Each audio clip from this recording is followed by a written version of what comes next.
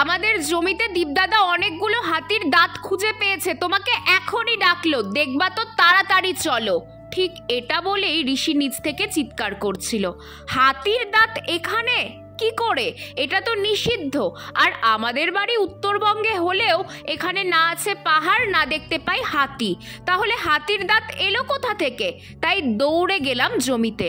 কই, জমিতে তো কেউ নেই।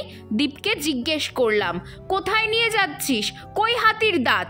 ও বলল, চল দেখতেই পাবি। তারপর আমাকে আমাদের খাড়ির ধারের আলুর জমিতে নিয়ে এসে বলছে, তুই চোখ বন্ধ করে দাঁড়া, আমি হাতির দাঁতগুলো বের করছি।